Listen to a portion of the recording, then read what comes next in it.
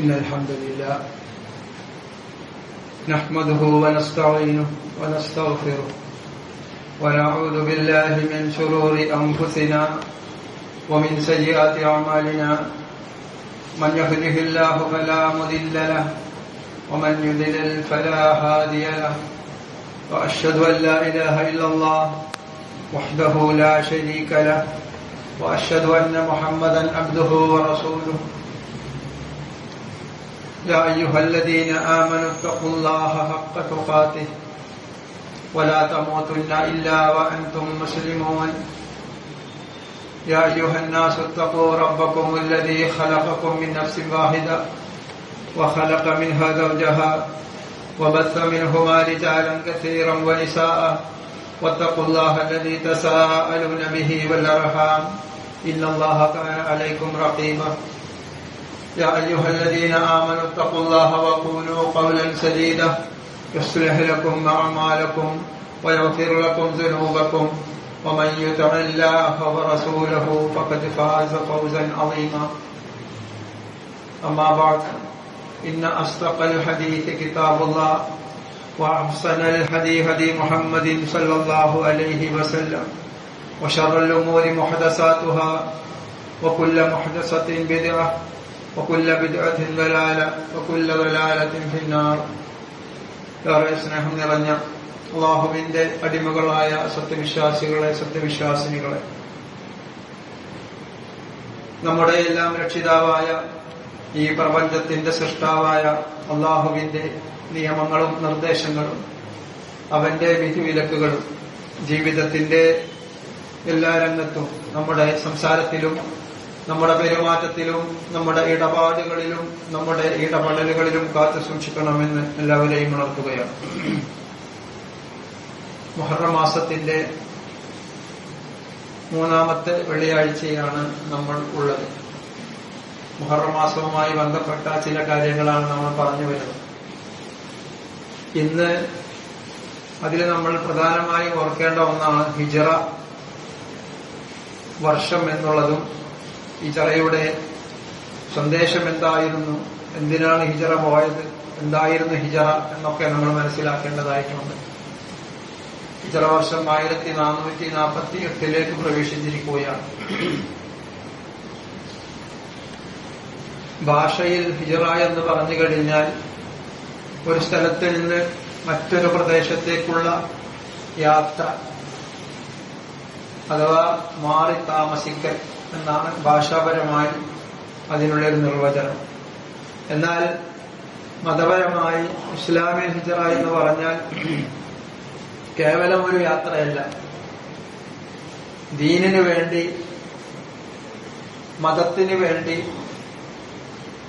തന്റെ രക്ഷിതാവിനെ ആരാധിക്കുന്നതിന് വേണ്ടിയുള്ള സ്വാതന്ത്ര്യത്തിലേക്കുള്ള ഒരു യാത്രയാണ്, ഒരു പറിച്ചു നടലാണ് എന്നാണ്. അതുകൊണ്ട് തന്നെയാണ് ഹിജ്റ എന്നത് വലിയ പ്രാധാന്യമുള്ള ഒരു കാര്യമായിട്ട് വിശുദ്ധ ഖുർആൻ റസൂലുള്ളാഹി സ്വല്ലല്ലാഹു അലൈഹി വസല്ലമയും നമ്മെ പഠിപ്പിച്ചിട്ടുണ്ട്. 2-ാമത്തെ അധ്യായം സൂറത്തു അൽ ബഖറയുടെ 218-ാമത്തെ വചനത്തിൽ ഇന്നല്ലദീന ആമനൂ വല്ലദീന ഹാജറൂ വജാഹദൂ ഫീ സബീലില്ലാഹ് ഉലൈക യർജൂന റഹ്മത്തല്ലാഹ് വല്ലാഹു ഗഫൂറുർ റഹീം എന്ന് കാണാൻ കഴിയും. ഇന്നല്ലദീന ആമനൂ, നിശ്ചയമായും വിശ്വസിക്കുകയും, വല്ലദീന ഹാജറൂ, ഹിജ്റ പോവുകയും ചെയ്തവർ, വജാഹദൂ ഫീ സബീലില്ലാഹ്, അല്ലാഹുവിന്റെ മാർഗത്തിൽ ജിഹാദ് ചെയ്തവർ, ഉലൈക യർജൂന റഹ്മത്തല്ലാഹ്, അക്കൂട്ടർ അല്ലാഹുവിന്റെ റഹ്മത്തിനെ പ്രതീക്ഷിക്കുന്നവരാണ്, ആഗ്രഹിക്കുന്നവരാണ്. വല്ലാഹു ഗഫൂറുർ റഹീം, അല്ലാഹു ഗഫൂറാണ്, റഹീമാണ്. അല്ലാഹു പാപങ്ങൾ പൊറുക്കുന്നവനും കരുണാനിധിയുമാകുന്നു എന്നതാണ് ആയത്ത് അവസാനിപ്പിക്കുന്നത്. അപ്പൊ ഹിജ്റയുടെ പ്രാധാന്യമാണ് ആ പറയുന്നത്. അള്ളാഹുവിന്റെ കാരുണ്യത്തിന് വിധേയമാകുന്നതാണ്. അതല്ലെങ്കിൽ ഈ ആളുകൾ അള്ളാഹുവിന്റെ കാരുണ്യം ഉദ്ദേശിച്ചുകൊണ്ടല്ലാതെ മറ്റൊന്നിനും വേണ്ടിയല്ല ഹിജ്റ പോയത് അല്ലെങ്കിൽ ഹിജ്റ പോകുന്നത്. മൂന്നാമത്തെ അധ്യായം സൂറത്തുൽ ആൽ ഇംറാന്റെ 195 വചനത്തിൽ കാണാൻ കഴിയും. 5 കാര്യങ്ങൾ അതിലെടുത്തു പറയുന്നുണ്ട് ഹിജറയോടൊപ്പം തന്നെ. ഫല്ലദീന ഹാജറൂ, ഹിജറ പോയവർ. അതേപോലെ തന്നെ വഉഖ്രിജൂ മിൻ ദിയാരിഹിം, എന്തിനു വേണ്ടിയാണ് ഹിജറ പോയത്? കേവലം ജോലി ആവശ്യാർത്ഥമാണ്, ബിസിനസിന് വേണ്ടിയാണ്, പഠനത്തിന് വേണ്ടിയാണ്. അതല്ല, ഇവിടെ ജീവിക്കുന്നതിനേക്കാൾ ഉത്തമമായൊരു ജീവിതം ഇന്ന സ്ഥലത്ത് കിട്ടും എന്നുള്ളത് കൊണ്ടല്ല. നമ്മളും ഇന്ന് പ്രത്യേകിച്ച് ഈ കാലഘട്ടത്തിൽ ധാരാളം പറിച്ചു നടലുകളുണ്ട്. അമേരിക്കയിലേക്കും അതേപോലെ തന്നെ യൂറോപ്യൻ രാജ്യങ്ങളിലേക്കും ഒക്കെ ഇവിടുന്ന് മാറി താമസിക്കുകയാണ്. അതെന്തിനു വേണ്ടിയാണ്? ആ ആവശ്യമല്ല ഇവിടെ ഉദ്ദേശിക്കുന്നത്. ഇവിടെ അവരുടെ വീടുകളിൽ നിന്ന് അവരെ പുറത്താക്കി. എന്തിനു വേണ്ടിയാ പുറത്താക്കിയത്? ആ പുറത്താക്കിയത് ഏതെങ്കിലും ഒരു കാരണത്തിന് വേണ്ടിയല്ല. ബിസിനസിന്റെ കാര്യങ്ങളോ, അതല്ലെങ്കിൽ മറ്റെന്തെങ്കിലും തർക്കങ്ങളോ, അതല്ലെങ്കിൽ സ്വത്ത് സ്വന്തമായ അനന്തരാവകാശ പ്രശ്നങ്ങളുമോ ഒന്നുമല്ല. മതത്തിന്റെ വിഷയത്തിലാണ്. എന്ന് പറഞ്ഞാൽ ഇസ്ലാം സ്വീകരിച്ചതിന്റെ പേരിലാണ് അവർ അവരുടെ ഭവനങ്ങളിൽ നിന്ന് പുറത്താക്കപ്പെട്ടത്. അങ്ങനെ ഹിജറ പോവുകയും അതേപോലെ തന്നെ അവരുടെ ഭവനങ്ങളിൽ നിന്ന്, അവരുടെ വീടുകളിൽ നിന്ന് പുറത്താക്കപ്പെടുകയും ചെയ്ത ആളുകൾ അള്ളാഹു പറയാണ്, എന്റെ മാർഗത്തിൽ മർദ്ദനമേറ്റ ആളുകൾ, എന്റെ മാർഗത്തിൽ ഉപദ്രവിക്കപ്പെട്ട ആളുകൾ, എന്റെ മാർഗത്തിൽ മർദ്ദനമേൽക്കുകയും ഉപദ്രവിക്കപ്പെടുകയും പീഡനം അനുഭവിപ്പിക്കുകയും ചെയ്ത ആളുകൾ, അനുഭവിച്ച ആളുകൾ, ആ ആളുകൾ അതേപോലെ തന്നെ വഖാതലൂ, യുദ്ധം ചെയ്ത ആളുകൾ, വഖുതിലൂ, കൊല്ലപ്പെട്ട ആളുകൾ. 5 കാര്യങ്ങൾ പറയണം. 5 കാര്യങ്ങളിൽ ആദ്യമായി പറഞ്ഞത് ഹിജറയെ കുറിച്ച്. ഫല്ലദീന ഹാജറൂ, ഹിജറ പോയ ആളുകൾ. ഹിജറ പോവുകയും തങ്ങളുടെ വീടുകളിൽ നിന്ന് പുറത്താക്കപ്പെടുകയും അതേപോലെ തന്നെ യുദ്ധം ചെയ്യുകയും കൊല്ലപ്പെടുകയും ചെയ്ത ആളുകൾ. ആ ആളുകൾക്ക് ലൗകഫിറന്ന അൻഹും സയ്യിആതിഹിം, അവരുടെ പാപങ്ങൾ മായ്ച്ചു കളയുന്നതാണ്. അവരുടെ പാപങ്ങൾ പൊറുക്കപ്പെടുക മാത്രമല്ല, മായ്ച്ചു കളയുന്നതാണ്. അവിടെ അങ്ങനെ ഒരു പാപം ഉണ്ടാവുകയേയില്ല ആ ആളുകളെ. മാത്രമല്ല വലഉദ്ഖിലന്നഹും, അവരെ പ്രവേശിപ്പിക്കപ്പെടുക തന്നെ ചെയ്യും ജന്നാത്തിൻ, തോട്ടങ്ങളിൽ. ജന്നാത്തിൻ തജ്രി മിൻ തഹ്തിഹൽ അൻഹാർ, തജ്രി ഒഴുകുന്ന, മിൻ തഹ്തിഹൽ അൻഹാർ, താഴ്ഭാഗത്തിലൂടെ പുഴകൾ ഒഴുകുന്ന സ്വർഗപ്പൂന്തോപ്പിൽ അവരെ പ്രവേശിപ്പിക്കപ്പെടുക തന്നെ ചെയ്യും. സവാബൻ, പ്രതിഫലമാകുന്നു അത്.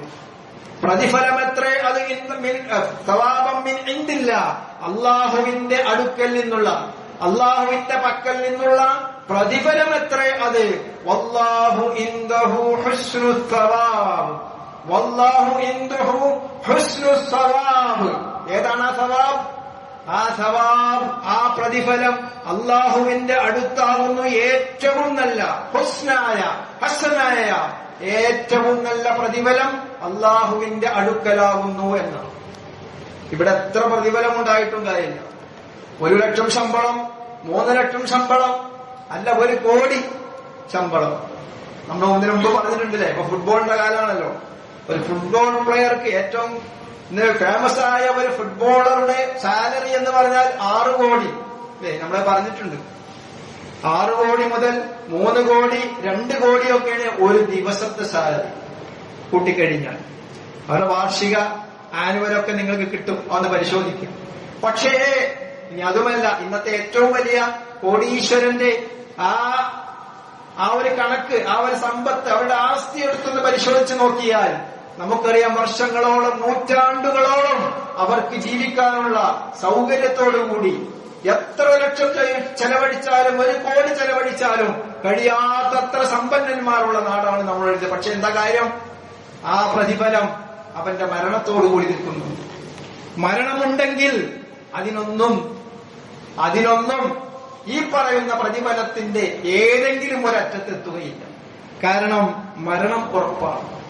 അതുകൊണ്ട് തന്നെ അള്ളാഹുവിന്റെ അടുത്തുള്ള പ്രതിഫലം സവാബൻ മിൻ ഇൻദില്ലാഹ്, അള്ളാഹുവിന്റെ അടുത്ത് നിന്നുള്ള പ്രതിഫലം അതാണ് ഏറ്റവും വല്ലാഹു ഇൻദഹു ഹുസ്നുസ് സവാബ്, അള്ളാഹുവിന്റെ അടുത്താവുന്നു ഏറ്റവും നല്ല പ്രതിഫലം എന്നുള്ളത്.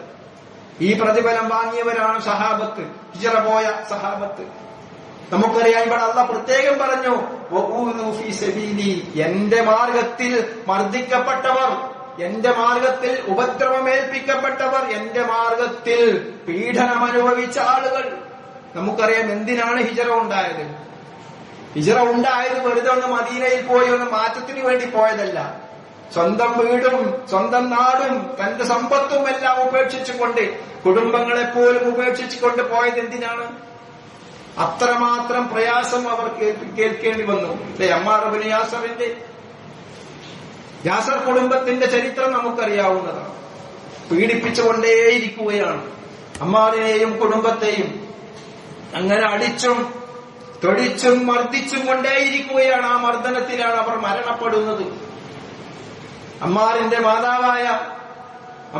മാതാവായ സുമയ്യ റളിയല്ലാഹു അൻഹ നമുക്കറിയാം ഇസ്ലാമിലെ ആദ്യത്തെ രക്തസാക്ഷിയാണ്. ഇസ്ലാമിലെ ആദ്യത്തെ രക്തസാക്ഷി അബൂജഹലാണ് സുമയ്യ റളിയല്ലാഹു അൻഹയെ വധിച്ചത്. ഒരു കുന്തം കൊണ്ട് അബൂജഹൽ ഒരു കുന്തം കൊണ്ട് സുമയ്യ റളിയല്ലാഹു അൻഹയുടെ സ്വകാര്യ ഭാഗത്ത് കുത്തിക്കൊണ്ട് വധിക്കുകയാണ്, കൊല്ലുകയാണ് ഉണ്ടായത്. വഊദു ഫീ സബീലി, എന്റെ മാർഗത്തിൽ പീഡനം അനുഭവിച്ചവർ, എന്റെ മാർഗത്തിൽ ദ്രോഹിക്കപ്പെട്ട ആളുകളുണ്ടല്ലോ, ലൗ കഫിറന്ന അൻഹും സയ്യിആതിഹിം, അവരുടെ പാപങ്ങൾ പൊറുക്കപ്പെടുന്നതാണ്, പാപങ്ങൾ മായ്ച്ചു കളയുന്നതാണ്. പാപങ്ങൾ ഇല്ലാത്ത അവസ്ഥയിൽ അവരെ ലഉദ്ഖിലന്നഹും, സ്വർഗത്തിൽ അവരെ പ്രവേശിപ്പിക്കപ്പെടുക തന്നെ ചെയ്യും. എങ്ങനെയുള്ള സ്വർഗം? തജ്രീ മിൻ തഹ്തിഹൽ അൻഹാർ, താഴ്ഭാഗത്തിലൂടെ അരുവികൾ ഒഴുകുന്ന സ്വർഗത്തിൽ അവരെ താമസിപ്പിക്കുന്നതാണ്. അവർക്ക് അതാണ് പ്രതിഫലം. വല്ലാഹു ഇൻദഹു ഹുസ്നുസ് സവാബ്.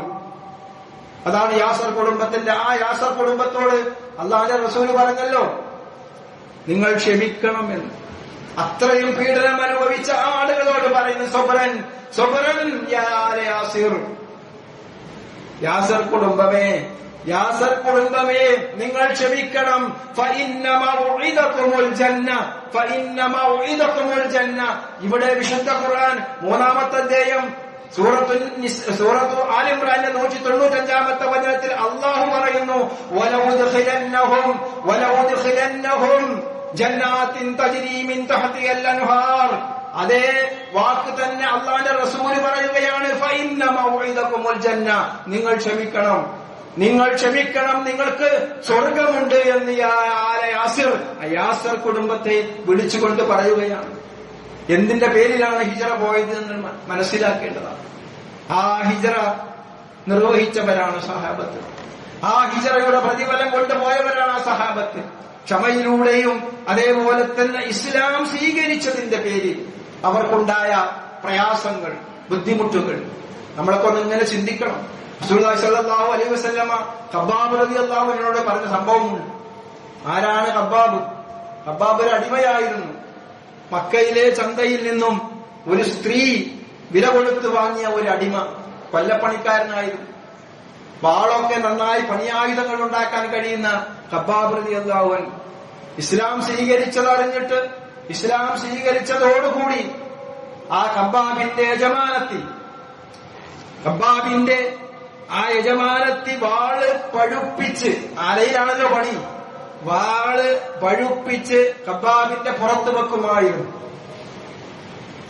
ഖബ്ബാബിന്റെ പുറത്ത് വെച്ചിട്ട് അതിങ്ങനെ ആ ചൂടാക്കി വെച്ചതിന് ശേഷം മുറിവേൽപ്പിക്കുകയും ആ മുറിവ് അങ്ങനെ പഴുത്ത് നിൽക്കുമ്പോൾ തന്നെ വീണ്ടും ആ വാള് പഴുപ്പിച്ചുകൊണ്ട് വീണ്ടും ഇങ്ങനെ വെക്കും. അങ്ങനെ വെച്ച് ഖബ്ബാബ് റളിയല്ലാഹു അൻഹുവിനോട് ഈ ഇസ്ലാം സ്വീകരിച്ചതിൽ നിന്ന് പിന്മാറണം, ഇസ്ലാമിനെ മോശമാക്കി പറയണം, ഇസ്ലാമിൽ നിന്ന് നീ പിന്തിരിയണം എന്ന് പറഞ്ഞുകൊണ്ട് പീഡനങ്ങൾ, മർദ്ദനങ്ങൾ, അതേപോലെ തന്നെ ആഹാരം കൊടുക്കാതെയും വെള്ളം കൊടുക്കാതെയും പീഡിപ്പിച്ചിരുന്ന ആ ഖബ്ബാബ് റളിയല്ലാഹു അൻഹു വന്നുകൊണ്ട് റസൂലുള്ളാഹിനോട് പറയുന്നു, റസൂലുള്ളാഹിനോട് പറയാണ്, അലാ തസ്തൻസിറു ലനാ അലാ തദ്ഉല്ലാഹ ലനാ. റസൂലേ, താങ്കൾ ഞങ്ങൾക്ക് വേണ്ടി പീഡനം അനുഭവിക്കുന്ന ആളുകൾക്ക് വേണ്ടി താങ്കൾ രക്ഷ ചോദിക്കുന്നില്ലേ?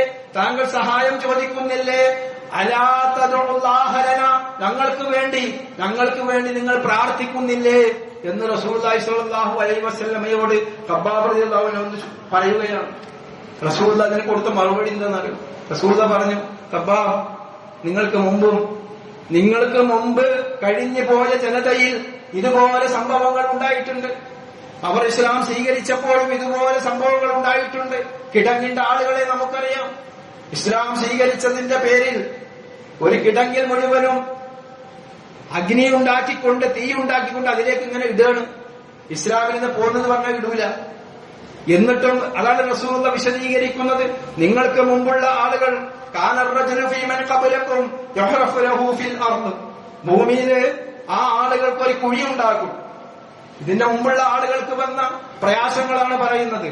ഭൂമിയിൽ ഒരു കുഴി ഉണ്ടാക്കി ആ കുഴിയിൽ അവരെ നിർത്തിക്കൊണ്ട് വാളുകൊണ്ട് അവരുടെ തലക്ക് വാളുകൊണ്ട് വെട്ടി രണ്ട് പൊളിയാക്കി ഇങ്ങനെ ബിഇസ്നതൈൻ അവരുടെ ശരീരം രണ്ട് പൊളിയാക്കി മാറ്റിയിട്ടും വമായ സുദ്ദൂദാലികഅൻദിനി അവരുടെ ദീനിൽ നിന്ന് അവരെ പിന്തിരിപ്പിക്കാൻ കഴിഞ്ഞിട്ടില്ല. റസൂലുള്ളാഹി വീണ്ടും പറയുകയാണ്, അതേപോലെ തന്നെ ഇരുമ്പിന്റെ ചീർപ്പ്, കൊണ്ടുള്ള ചീർപ്പുണ്ടാക്കി ആ ചീർപ്പ് കൊണ്ട് സ്വന്തം ശരീരത്തിൽ മാംസം ഇങ്ങനെ വാർന്നെടുക്കുക. എല്ലാം അവിടെ നിർത്തിയിട്ട് ജീവനോടെ മാംസം വാർന്നെടുക്കുന്ന ഒരു സംഭവങ്ങൾ ഇങ്ങനെ വിശദീകരിച്ചു കൊടുക്കുക. റസൂലുള്ളാഹി ഇമാം ബുഖാരി റിപ്പോർട്ട് ചെയ്യുന്ന ഹദീസാണ്. അങ്ങനെ അത്രത്തോളം പ്രയാസമുണ്ടായിട്ടും അവരെ ആ ദീനിൽ നിന്ന് പിന്തിരിയാൻ അത് പ്രേരകമായിട്ടില്ല എന്ന് ഖബ്ബാബിനോട് പറയുക. എന്നിട്ട് റസൂലുള്ളാഹി സ്വല്ലല്ലാഹു അലൈഹി വസല്ലം പറയുന്നു, വല്ലാഹി അല്ലാഹു തന്നെയാണ് സത്യം, ലയുതിമ്മന്ന ഹാദൽ അംർ, ഈ കാര്യമുണ്ടല്ലോ അത് പൂർത്തീകരിക്കുക തന്നെ ചെയ്യും. ഏത് കാര്യം? ഇസ്ലാം എന്ന ഈ കാര്യം പൂർത്തീകരിക്കപ്പെടും. എത്രത്തോളം എന്നാൽ ഒരു യാത്രക്കാരന് സനായിൽ നിന്നും സനായില ഹദർമൗത്ത്, സനായിൽ നിന്നും യമനിലെ സനായിൽ നിന്നും ഹദർമൗത്ത് എന്ന് രണ്ട് അകലമുള്ള ദിക്കുകളെ പറഞ്ഞുകൊണ്ട് അല്ലാഹുവിന്റെ റസൂൽ പറയുകയാണ്, ഈ രണ്ട് ദിക്കുകളിലേക്ക് യാത്ര ചെയ്യുമ്പോൾ യാതൊന്നിനെയും ഭയപ്പെടാത്ത രീതിയിൽ നിർഭയത്വമായി സഞ്ചരിക്കാൻ കഴിയുന്നത്ര ഇസ്ലാമിന് പൂർത്തീകരണം വരും. ഇസ്ലാം മുന്നേറുന്നതാണ്. അവിടെ നിങ്ങൾക്ക് രണ്ട് ആളുകളെ പേടിക്കാനുള്ളൂ. ഒന്ന് അല്ലാഹുവിനെ ലാ യഖാഫു ഇല്ലല്ലാഹ്, അല്ലാഹുവിനെ മാത്രം അവിടെ ഭയപ്പെട്ടാൽ മതി. രണ്ടാമത് നിങ്ങളുടെ കൂടെ വല്ല ആടുകളുമുണ്ടെങ്കിൽ ആ ആടുകളെ ചെന്നായ പിടിക്കുമോ എന്ന ഒരു ഭയം മാത്രം മതി. അത്രത്തോളം ഇസ്ലാം അത് പൂർണ്ണമാവുന്നതാണ്. നിങ്ങൾ ധൃതി കൂട്ടരുത്. വലാകിന്നകും തസ്തഅജിലൂൻ, നിങ്ങൾ ധൃതി കൂട്ടുകയാണ് എന്നാണ്. ആരോടാണ് ഈ പറയുന്നത്? ഖബ്ബാബ് റളിയല്ലാഹു അൻഹുവിനോട്. ഇത്രയും പ്രയാസങ്ങൾ ഖബ്ബാബ് റളിയല്ലാഹു അൻഹു മദീനയിൽ വന്നതിന് ശേഷം ഉമർ ഖത്താബ് റളിയല്ലാഹു അൻഹുവിന്റെ കാലഘട്ടത്തിൽ ഖബ്ബാബിന്റെ ശരീരത്തിലുള്ള പാടുകൾ കണ്ടിട്ട് ഉമർ ഖത്താബ് റളിയല്ലാഹു അൻഹു പറഞ്ഞു,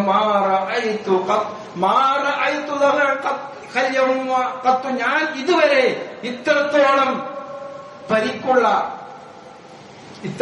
പരിക്കുള്ള ഒരു പുറം ഞാൻ കണ്ടിട്ടില്ല എന്നാണ് ഉമർ ഖത്താബ് റളിയല്ലാഹു അൻഹു. അത് ഭീകരമായ ഒരു പുറമായിരുന്നു. അത്രമാത്രം മുറിപ്പാടുകൾ, ആ ഉണങ്ങിയിട്ട് പോലും ആ മുറിപ്പാടുകൾക്ക് ഭീതി ഉണ്ടായിരുന്നു എന്ന് ഉമർ ഖത്താബ് റളിയല്ലാഹു അൻഹു പറയുന്നുണ്ട്. നോക്കൂ നിങ്ങൾ, ആ ഖബ്ബാബ് റളിയല്ലാഹു അൻഹുവിനോട് അല്ലാഹുവിന്റെ റസൂൽ പറഞ്ഞത് അതാണ്. അമ്മസിത്തും അൻതദഖുലുൽ ജന്ന, ഇനി നമ്മളോടുള്ള വാക്കാണ്. രണ്ടാമത്തെ അധ്യായം സൂറത്തുൽ ബഖറയിലെ 214-ാമത്തെ വചനത്തിൽ അല്ലാഹു പറയുന്നു, അമ്മസിത്തും, നിങ്ങൾ വിചാരിക്കുന്നുണ്ടോ അൻതദഖുലുൽ ജന്നത, സ്വർഗ്ഗത്തിൽ കടക്കാമെന്ന്? നിങ്ങൾ അങ്ങനെ സ്വർഗ്ഗത്തിൽ കടക്കാമെന്നൊരു വ്യാമോഹം നിങ്ങൾക്കുണ്ടോ? വലമ്മാ യഗ്തിക്കും, വലമ്മാ യഅതികും മസലുൽ ലദീന ഖലൗ മിൻ ഖബ്ലികും, നിങ്ങൾക്ക് മുമ്പുണ്ടായ ആളുകൾക്കുണ്ടായ ആ അനുഭവങ്ങൾ, ആ പീഡനാനുഭവങ്ങൾ, ആ പ്രയാസങ്ങൾ, ആ ദുരിതങ്ങൾ നിങ്ങൾക്കുണ്ടാകാതെ നിങ്ങൾ സ്വർഗത്തിൽ കടക്കാമെന്നാണോ വിചാരിച്ചിരിക്കുന്നത് എന്ന് ഈ ആയത്തിന്റെ തഫ്സീറിൽ നിങ്ങൾക്ക് നേരത്തെ പറഞ്ഞ ഖബ്ബാബ് റളിയല്ലാഹു അൻഹുവിന്റെ ചരിത്രം കാണാൻ കഴിയും. ഖബ്ബാബ് റളിയല്ലാഹു അൻഹുവിന്റെ ചരിത്രം ഇമാം ബുഖാരി റിപ്പോർട്ട് ചെയ്ത ഹദീസ്, ഈ ഹദീസിന്റെ തഫ്സീറിൽ ഇബ്നു കസീർ റഹ്മത്തുള്ളാഹി അടക്കമുള്ള ആളുകൾ കൊടുക്കുന്നുണ്ട്.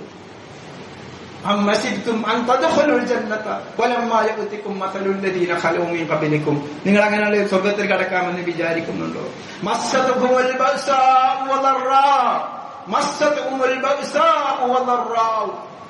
ദുരിതങ്ങളും പ്രയാസങ്ങളും അവരെ ബാധിക്കുകയുണ്ടായി. ആര്? മുൻകഴിഞ്ഞു പോയ നേരത്തെ പറഞ്ഞ കിടങ്ങിന്റെ ആളുകൾ. ആ ആളുകൾ ആ സത്യവിശ്വാസികളെ കാണിച്ചത്, അതേപോലെ തന്നെ സഹാബത്തിലുണ്ടായ ആ അനുഭവങ്ങൾ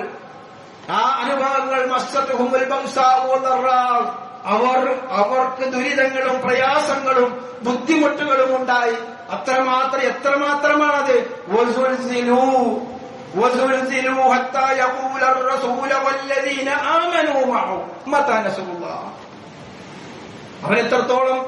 എത്രത്തോളം പ്രയാസം അനുഭവപ്പെട്ടു.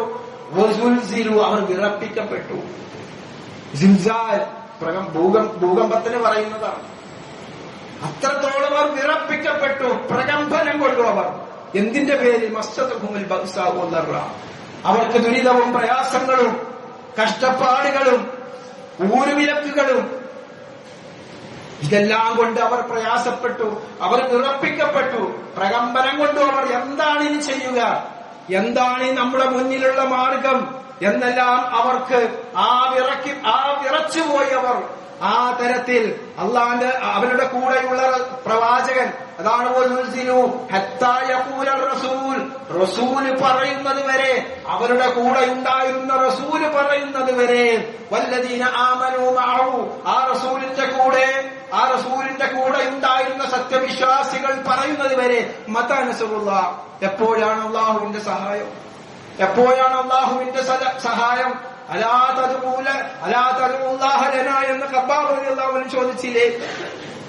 ഞങ്ങളുടെ കാര്യത്തിൽ റസൂലെ താങ്കൾ പ്രാർത്ഥിക്കുന്നില്ലേ എന്ന് ചോദിച്ചതുപോലെ, മത്താ നസ്റുല്ലാഹ്, എപ്പോഴാണ് സഹായം, അള്ളാഹുവിന്റെ സഹായം നമുക്ക് എപ്പോഴാണ് ഉണ്ടാവുക എന്ന് ചോദിച്ച് ആ സംഭവം വിശദീകരിക്കുകയാണ് ഈ വിശുദ്ധ ഖുർആന്റെ 2-ാമത്തെ അധ്യായം സൂറത്തുൽ ബഖറയിൽ.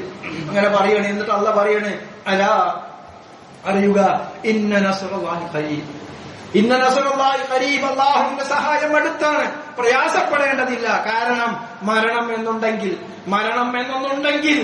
നമ്മെ സംബന്ധിച്ചിടത്തോളം പ്രയാസങ്ങൾ നീങ്ങുന്നതാണ്. മരണത്തോടുകൂടി ആ പ്രയാസം നീങ്ങും.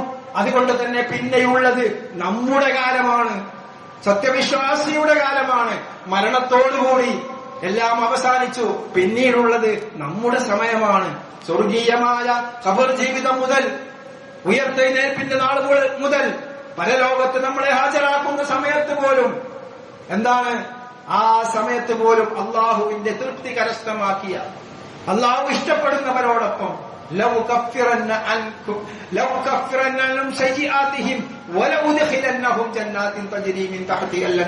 അതാണ് അവർക്കുള്ള, അല്ലെങ്കിൽ ഈ കഷ്ടപ്പാടും ബുദ്ധിമുട്ടും ഉള്ള ആളുകൾക്ക് അത് അടുത്താണ്, വളരെ ദൂരത്തല്ല. നമുക്ക് തോന്നുകയാണ് ഭൂമിയിൽ ജീവിക്കുന്ന നമ്മെ സംബന്ധിച്ചിടത്തോളം കാലങ്ങൾ, രാപ്പകലുകൾ മാറി വരുന്നു, കാലങ്ങൾ മാറി വരുന്നു.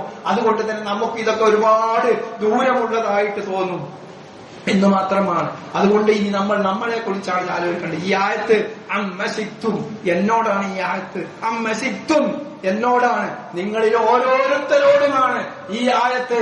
അമ്മസിത്തും അൻതദ്ഖുലുൽ ജന്ന, സ്വർഗത്തിൽ കടക്കാമെന്ന് വ്യാമോഹമാണോ നിങ്ങൾക്ക്? അല്ലെങ്കിൽ സ്വർഗത്തിൽ അങ്ങനെ കടന്നുകൂടാമെന്ന വിചാരമാണോ നിങ്ങൾക്കുള്ളത്? കേവലമായ ഒരു സൊസൈറ്റിയിലെ ജീവിതം കൊണ്ട്, മുസ്ലിം എന്ന ഉമ്മത്തിന്റെ ഒരു മുസ്ലിം ഐഡന്റിറ്റി കാർഡ് ആ രീതിയിലുണ്ടായാൽ, അതല്ലെങ്കിൽ അത്യാവശ്യമൊക്കെ നമസ്കരിക്കുന്നു, നോമനുഷ്ഠിക്കുന്നു, ഇത് മതി എന്ന് വിചാരിക്കുമ്പോൾ ഹിജറ ഉണ്ടായ സംഭവം, ഹിജറയിൽ സഹാബത്ത് അനുഭവിച്ച വിഷമങ്ങൾ, ആ വിഷമങ്ങൾ നമുക്ക് നോക്കണം. ആ ഈമാനും തവക്കുലും നമ്മൾ നോക്കണം.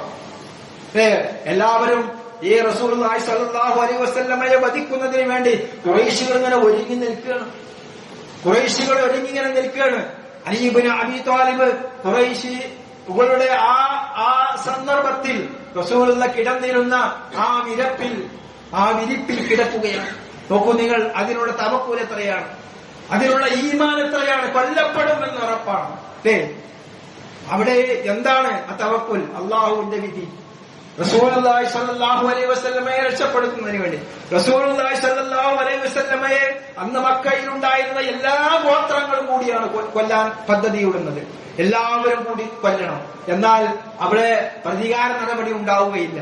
അതുകൊണ്ട് എല്ലാവരും കൊല്ലണം എന്ന് പറഞ്ഞ് അതിന് തയ്യാറെടുത്ത് നിൽക്കുന്ന ആളുകളുടെ ആ ഇടയിൽ അലി റളിയല്ലാഹു അൻഹു ആ വിരിപ്പിൽ കിടക്കാൻ തയ്യാറായത് നമ്മെ സംബന്ധിച്ചിടത്തോളം നമ്മളൊന്ന് വിലയിരുത്തണം. അംനസിത്തും അൻതദ്ഖുലുൽ ജന്നത വലമ്മാ യഅതികും മസലുൽ ലദീന ഖലൂ മിൻ ഖബലികും, നിങ്ങൾക്ക് മുമ്പുണ്ടായ ആളുകൾക്ക് ബാധിച്ച പ്രയാസങ്ങൾ ബാധിക്കാതിരിക്കുന്നിടത്തോളം കാലം നിങ്ങൾ സ്വർഗത്തിൽ കടക്കാമെന്ന് വിചാരിക്കുന്നുണ്ടോ എന്ന് വിശുദ്ധ ഖുർആനാ ചോദിക്കുന്നത്. അതുകൊണ്ട് അള്ളാഹിനോട് നമുക്ക് ഇങ്ങനെ പറയണം. അവസരങ്ങളൊന്നും ഇപ്പൊ ഹിജ്റയുടെ അവസരം ഇപ്പൊ ഹിജ്റയില്ല. പക്ഷേ ഹിജ്റയുടെ അവസരമില്ലെങ്കിലും ഞങ്ങളെ നീ കാക്കണേ എന്നുള്ളൊരു പ്രാർത്ഥന വേണം. ഈ ആയത്തിന്റെ അടിസ്ഥാനത്തിൽ നമുക്ക് സ്വർഗം നഷ്ടപ്പെടുമോ എന്നൊരു പേടി വേണം, ഒരു പ്രയാസം വേണം. കാരണം ഇപ്പോൾ ഹിജ്റ നിലവിലില്ല. അതുകൊണ്ട് തന്നെ നമുക്കതിലൊരു സാഹചര്യവുമില്ല. അപ്പോ നമുക്കൊരു ഹിജ്റ വേണം. ആ ഹിജ്റ ഏതാണ്? ആ ഹിജ്റ നമുക്ക് തിന്മയിൽ നിന്ന് നന്മയിലേക്ക് ഒരു ഹിജ്റ പോകാം. തിന്മയിൽ നിന്ന് നന്മയിലേക്ക് നമുക്കൊരു ഹിജ്റ പോകണം. ദുസ്വഭാവത്തിൽ നിന്ന് നല്ല സ്വഭാവത്തിലേക്ക് നമുക്കൊരു ഹിജ്റ പോകണം. അഹങ്കാരത്തിൽ നിന്ന് വിനയത്തിലേക്ക് നമുക്കൊരു ഹിജ്റ പോകണം. നമ്മുടെ മുന്നിലുള്ള ഹിജ്റകൾ അതാണ് നമുക്കുള്ള ഹിജ്റ. പകയിൽ നിന്ന് സ്നേഹത്തിലേക്ക്, ക്രൂരതയിൽ നിന്ന് കരുണയിലേക്ക് ഒരു ഹിജ്റ, സ്വാർത്ഥതയിൽ നിന്ന് നിസ്വാർത്ഥതയിലേക്ക് ഒരു ഹിജ്റ പോകണം. നമുക്ക് ഒരുങ്ങണം നമ്മൾ അതിനുവേണ്ടി. അജ്ഞതയിൽ നിന്ന് വിജ്ഞാനത്തിലേക്ക് ഒരു ഹിജ്റ പോകണം.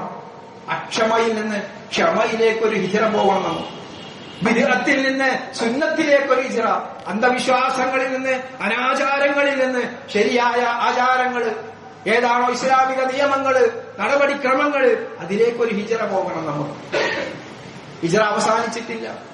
ആ രീതിയിൽ ഹിജ്റ അവസാനിച്ചിട്ടില്ല. ഹിജ്റ ഇനിയും ബാക്കിയാണ്. അതുകൊണ്ട് നമ്മളിലുള്ള പോരായ്മകൾ എന്തൊക്കെയാണെന്ന് കണ്ടെത്തി, നമ്മളിലുള്ള തിന്മകൾ എന്തൊക്കെയാണെന്ന് കണ്ടെത്തി, നമ്മളിലുള്ള ദുസ്വഭാവങ്ങൾ എന്തൊക്കെയാണെന്ന് കണ്ടെത്തി, ഞാൻ ഇങ്ങനെയൊക്കെ തന്നെയാണ്, ഞാൻ മാറുകയില്ല, ഇങ്ങനെയൊക്കെ തന്നെയാണ് ഞാൻ എന്നുള്ള ചിന്തയല്ല വേണ്ടത്. മാറണം. അപ്പോഴാണ് അതിലേക്കുള്ള ആ തിന്മയിൽ നിന്ന് നമ്മൾ നന്മയിലേക്ക് ഹിജ്റ പോകുന്ന ആളുകളെ ആയി മാറുക. അതുകൊണ്ട് അള്ളാഹുവിന്റെ മാർഗത്തിൽ ഹിജ്റ പോയവർ, കൊല്ലപ്പെട്ടവർ, യുദ്ധം ചെയ്തവർ, അങ്ങനെ പാപങ്ങൾ മായ്ച്ചു കളഞ്ഞ ലൗകഫിറന്ന അൻഹും സയ്യിആതിഹിം വലഉദ്ഖിലന്നഹും ജന്നാത്തിൻ തജ്രി മിൻ തഹ്തിഹൽ അൻഹാർ എന്ന് പറഞ്ഞ ആളുകളുടെ കൂട്ടത്തിൽ നമ്മെല്ലാം ഉൾപ്പെടുത്തി അനുഗ്രഹിക്കുമാറാകട്ടെ. അഖൂലു ഖൗലി ഹാദാ വഅസ്തഗ്ഫിറുല്ലാഹ ലി വലക്കും വലിസാഇറിൽ മുസ്ലിമീന മിൻ കുല്ലി ദംബിൻ ഫസ്തഗ്ഫിറുഹു ഇന്നഹു ഹുവൽ ഗഫൂറുർ റഹീം.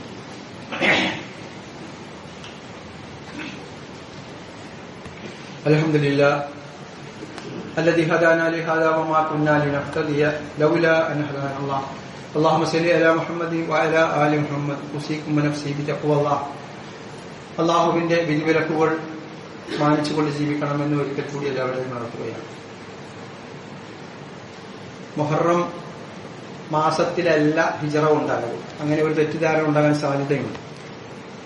ഹിജ്റ വർഷം എണ്ണി വരുന്നതാണ് മുഹറത്തിൽ. റബീഉൽ അവ്വലിലാണ് ഹിജ്റ റസൂലുള്ളാഹി സ്വല്ലല്ലാഹു അലൈഹി വസല്ലമ മക്കയിൽ നിന്ന് മദീനയിലേക്ക് വരുന്നത്. ചില എണ്ണത്തിൽ വ്യത്യാസങ്ങളുണ്ടെങ്കിൽ, ദിവസത്തിലെ ഡേറ്റുകളിൽ വ്യത്യാസമുണ്ടെങ്കിലും റബീഉൽ അവ്വൽ 17-നാണ് റസൂലുള്ളാഹി മദീനയിൽ വരുന്നത്.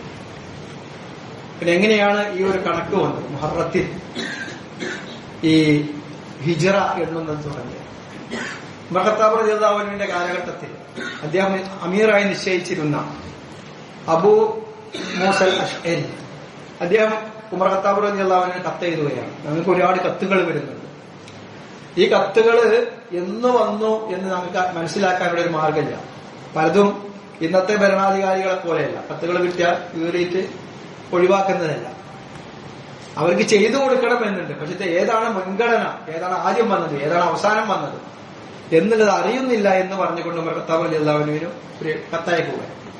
ആ സന്ദർഭത്തിലാണ് ഉമർ ഖത്താബ് റളിയല്ലാഹു അൻഹു എല്ലാവരെയും വിളിച്ച് കൂട്ടി എന്ത് ചെയ്യുന്നത്, ഒരു കലണ്ടർ രൂപീകരിക്കണമെന്ന ആശയം മുന്നോട്ട് വെക്കുന്നത്. ഇന്ന് നമ്മൾ കാണുന്ന ഈ കലണ്ടർ 2026 എന്ന് പറഞ്ഞുകൊണ്ട് എഴുതി വരുന്ന ഈ കലണ്ടർ, അത് ഗ്രിഗോറിയൻ കലണ്ടർ. ഇന്ന് നമ്മൾ എണ്ണി വരുന്നത് ഈ കലണ്ടർ 1582 ആ കലണ്ടർ കൃത്യമായി ഉണ്ടായി വരുന്നത്. അതിനു മുമ്പൊക്കെ ചില കലണ്ടറുകൾ ഉപയോഗിച്ചിരുന്നെങ്കിലും അത്ര പെർഫെക്റ്റ് ആയിരുന്നില്ല. 1582 മുതലാണ് ഇന്നത്തെ കലണ്ടർ രൂപീകരിച്ചു വരുന്നത്. എന്നാൽ ഹിജറ കലണ്ടർ അന്ന് ആ കണക്കിൽ നോക്കിയാൽ 622 രൂപീകരിക്കുന്നുണ്ട്. ഏകദേശം 500 വർഷങ്ങൾക്ക് 400 ചില്ലറ വർഷങ്ങൾക്ക് മുമ്പ്, ഈ 1582 എത്രയോ വർഷങ്ങൾക്ക് മുമ്പ് ഉമർ ഖത്താബ് റളിയല്ലാഹു അൻഹുവിന്റെ കാലത്ത് ഹിജറ കലണ്ടർ രൂപീകരിച്ചിട്ടുണ്ട്. അത് നമ്മൾ മനസ്സിലാക്കേണ്ടതാണ്. അപ്പോ ഈ കലണ്ടർ രൂപീകരണത്തിന്റെ ആവശ്യത്തിന് വേണ്ടി ഒരു ചർച്ച വരുന്നുണ്ട്. എന്തിനെ നമ്മൾ എണ്ണണം, ആ കാലഘട്ടത്തിൽ ഇങ്ങനെ ഉണ്ടായ ഒരു സംഭവം വിശദീകരിക്കലാണ്. പാനക്കലാ വർഷം അല്ലെ, ഫീൽ എന്ന ആ അധ്യായത്തിന്റെ അടിസ്ഥാനത്തിൽ, അതായത് മക്കം തകർക്കാൻ വന്ന അബ്രഹത്തിന്റെ ആ സംഭവം വെച്ചുകൊണ്ടാണ് മിക്കവാറും എണ്ണിയിരുന്നത്. മറ്റു പല സംഭവങ്ങളും വെക്കാറുണ്ട്. പല യുദ്ധങ്ങളൊക്കെ ഉണ്ടായി, ഗോത്രങ്ങൾ തമ്മിലുള്ള യുദ്ധമൊക്കെ ഉണ്ടായി. നമ്മള് കൊറോണയ്ക്ക് മുമ്പും കൊറോണയ്ക്ക് ശേഷം എന്നൊക്കെ പറയുന്നത് പോലെ നിലവിൽ എല്ലാവരും അറിയപ്പെടുന്ന പോലെ സംഭവങ്ങൾക്ക് ശേഷം വിശദീകരിക്കാനാണ് പതിവുള്ളത്. അപ്പൊ ഇതിങ്ങനെ പോയാൽ ശരിയാവില്ല എന്നുള്ളത് ചർച്ചകൾ വന്നു. അപ്പൊ അവരെ ചർച്ചയിൽ ഒന്ന് നബിയുടെ പിറവിയുമായി, അഥവാ ജന്മദിനത്തെ ആധാരമാക്കാം, റസൂലുള്ളാഹി സ്വല്ലല്ലാഹു അലൈഹി വസല്ലമയുടെ ജന്മദിനത്തെ ആധാരമാക്കാം എന്നുള്ള അഭിപ്രായങ്ങൾ നിലവിൽ വന്നു. പിന്നീട് വന്ന അഭിപ്രായമാണ് ഹിജറയെ അടിസ്ഥാനമാക്കാം കലണ്ടർ രൂപീകരിക്കുന്നതിന് വേണ്ടി എന്ന്. അങ്ങനെ അതാണ് പിന്നെ ഉമർ ഖത്താബ് റളിയല്ലാഹു അൻഹു ഹിജറ എന്നത് സത്യത്തെയും നീതിയെയും വേർതിരിച്ച ചരിത്ര പ്രാധാന്യമുള്ള ഒരു സംഭവമാണ്. അതുകൊണ്ട് തന്നെ ഹിജറ നമുക്ക് കണക്കാക്കാം എന്ന് പറഞ്ഞു. അങ്ങനെയാണ് അന്ന് ഇത് തീരുമാനിക്കുന്ന അന്ന് ഹിജറ കഴിഞ്ഞിട്ട് 17 വർഷം കഴിഞ്ഞിട്ടുണ്ട്. ഹിജറ കഴിഞ്ഞ് 17ാമത്തെ വർഷമാണ് ഹിജറ കലണ്ടർ രൂപീകരിക്കപ്പെടുന്നത്. അങ്ങനെയാണ് പിന്നെ അവിടെ ചർച്ച വരുന്നത് മാസം ഏത് തീരുമാനിക്കണമെന്നാണ്. അങ്ങനെയാണ് പവിത്ര മാസമായ മുഹറം തന്നെ തീരുമാനിക്കാമെന്ന് അവിടെ കൂടിയാലോചനയിൽ, അവരുടെ ഷൂറായിൽ എന്ത് ചെയ്യണേ, അത് തീരുമാനിക്കപ്പെടുകയാണ്. അങ്ങനെയാണ് കലണ്ടർ, ഹിജറ കലണ്ടർ രൂപീകരിച്ചത്. പിന്നെ ഹിജറ കലണ്ടറുമായി ബന്ധപ്പെട്ടുള്ള സംശയങ്ങൾ ഒരു ദിവസം അങ്ങോട്ടും ഇങ്ങോട്ടും ഉണ്ടാകണ്ടല്ലോ എന്നുള്ളത്, അത് നമ്മൾ പല തവണയിലും കുത്തുബിയിൽ നമ്മൾ പറഞ്ഞിട്ടുണ്ട്. എന്താണ് ഇതിന് കാരണം എന്നുള്ളത്. അത് ലീപ് ഇയറിനെ കുറിച്ച് പഠിച്ചാൽ മതി. കലണ്ടർ ഇന്ന് നിലവിലുള്ള 2026 ലീപ് ഇയർ എങ്ങനെയാണ് കണക്കാക്കുന്ന കുട്ടികൾ. അപ്പൊ അവിടെയും ചില തെറ്റുകളുണ്ട്, പിന്നെ ശരിയാക്കുക. ആ തെറ്റുകൾ ഇത് ഇസ്ലാമിനെ സംബന്ധിച്ചിടത്തോളം എന്ത് ചെയ്യണം, കാഴ്ചക്ക് പ്രാധാന്യം തന്നെയാണ്, കണക്കല്ല വിഷയം. കണക്കിന്റെ അടിസ്ഥാനത്തിൽ കണക്കാക്കിയാൽ പോരാ, കാണണം എന്നുള്ളത്. അതങ്ങനെയാണ് ഇതിന്റെ നിയമം. എന്തെല്ലാം കാര്യങ്ങൾ അത് നമുക്ക് അങ്ങനെ നിശ്ചയിച്ചു തന്നിട്ടുണ്ടല്ലോ, ഇങ്ങനെയാണ് നിയമം. അതേപോലെ തന്നെ മാസം 29 ആയിക്കഴിഞ്ഞാൽ നമ്മൾ നോക്കണം. മാസം കണ്ടില്ലെങ്കിൽ 30, പിന്നെ ആ മാസമല്ല 29 30 ആണ് മാസം. അത് കാണണം എന്നുള്ളതാണ്. കണ്ടില്ലെങ്കിൽ കണക്കിന്റെ അടിസ്ഥാനത്തിൽ 29ാമത്തെ ദിവസം മാസപ്പിറവി ഉണ്ടെങ്കിൽ പോലും കാഴ്ചക്ക് പ്രാധാന്യമാണ്, കാണണം. അങ്ങനെ കണ്ടാൽ മാത്രമേ ആ ഒരു വ്യത്യാസം ഇതിൽ വരും. അത് നമ്മളതിനെ കുറിച്ച് പഠിച്ചാൽ മതി. പഠിച്ചാലേ ഒരിക്കലും അത് ഒരേ ദിവസത്തിൽ വരികയില്ല. നമ്മള് ഈ 29ാമത്തെ ദിവസം കാണും എന്ന്, മാസപ്പിറവി ഉണ്ട് എന്ന് പറഞ്ഞ ആ സമയത്ത് എല്ലായിടത്തും മാസപ്പിറവി ഉണ്ടാവുന്നില്ല. അമേരിക്കയിൽ വേറെ ദിവസമായിരിക്കും, പിറ്റേന്നായിരിക്കും അത് കാണാം. നമ്മൾ ഇവിടെ നിന്ന് നോക്കുമ്പോൾ കാണുന്നത് പോലെയല്ല മറ്റു രാജ്യങ്ങളിൽ കാണും. അതുകൊണ്ട് തന്നെ അവിടെയും ഒരു പിഴവുണ്ടാവും. അതുകൊണ്ടാണ് കാണണം എന്ന നിയമം വെച്ചത്. ആ നിയമം ഏത് കാലഘട്ടത്തിലും ഏത് ആളുകൾക്കും, ഏത് വിവരമില്ലാത്ത ആളുകൾക്കും ഒക്കെ, എഴുത്തും കണക്കും ഒന്നും അറിയാത്ത ആളുകൾക്കും, ഇനി ഭൂമിയെല്ലാം അങ്ങോട്ടൊരു ഭൂകമ്പത്തിൽ പോയി വാച്ചും സമയവും ഒക്കെ പോയാലും ചന്ദ്രൻ അവിടെ ഉണ്ടാവും. ചന്ദ്രനെ നോക്കി നമുക്ക് തീരുമാനിക്കാം. അള്ളാഹു അനുഗ്രഹിക്കുമാറാകട്ടെ. നമ്മൾ വന്നുപോയ ചെറുതും വലുതുമായ പാപങ്ങൾ അള്ളാഹു പുറത്തു മാപ്പാക്കി തരുമാറാകട്ടെ. നമ്മളിൽ മരണപ്പെട്ടു പോയവർക്ക് അള്ളാഹു മഗ്ഫിറത്തും റഹ്മത്തും നൽകി അനുഗ്രഹിക്കുമാറാകട്ടെ. അല്ലാഹു മഗ്ഫിർ ലിൽ മുസ്ലിമീന വൽ മുസ്ലിമാത്ത് വൽ മുഅ്മിനീന വൽ മുഅ്മിനാത്ത് അൽഅഹ്യാഇ മിൻഹും വൽ അംവാത് ഇന്നക മുജീബുദ് ദഅവാതി യാ ഖാദിയൽ ഹജാത്. അല്ലാഹുമ്മ അഇസ്സൽ ഇസ്ലാമ വൽ മുസ്ലിമീൻ വഅദില്ല ശിർക വൽ മുശ്രിക്കീൻ ودمر أعداء الدين وصلى الله على نبينا محمد وعلى آله وصحبه أجمعين والحمد لله رب العالمين.